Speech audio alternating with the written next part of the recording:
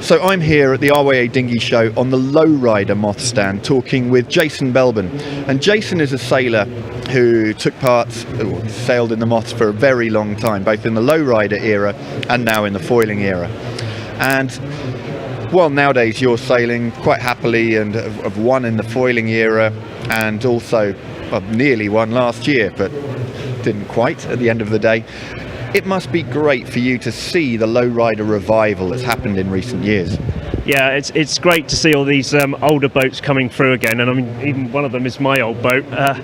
Yeah, they were great times which I had in the Lowrider, and I still look on it with fond memories, because you didn't have a lot of money, and in those days you could go away and build your own boat and get on the water and be competitive. And some of the boats, they're looking absolutely stunning. Did they ever look this good back in the day? Yeah, we did put a lot of effort in. I mean, some of the Magnums with Sapele decks did look like pieces of furniture. We took a lot of pride into building our boats.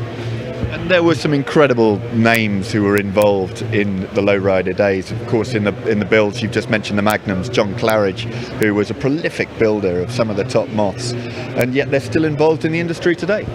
Yeah, we all carry on. Some of the people who sailed the boats as well have come up through and sailed different boats and designed different boats. Clive Everest, people like that. We've all progressed and remained in the marine scene still.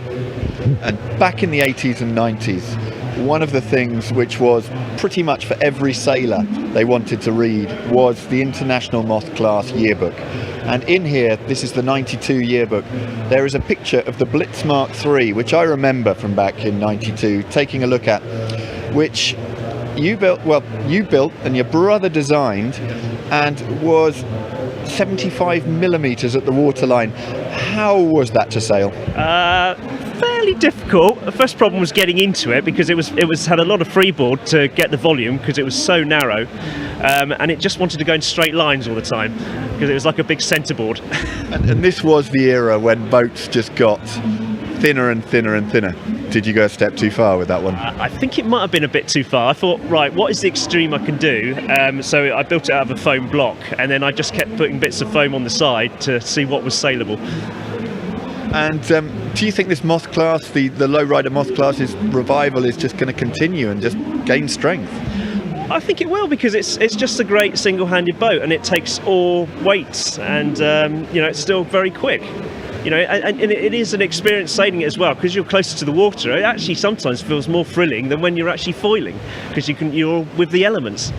Well, it's brilliant to see some of these absolute classic boats back out and on display at the Dinghy Show, and many thanks for your time, and all the best for the 2019 season up in the air. Yeah, thanks Mark. Yeah, I'm hoping it's going to be a good one. We've got some good events for the foiling one this year as well. Cheers, Jason. Cheers.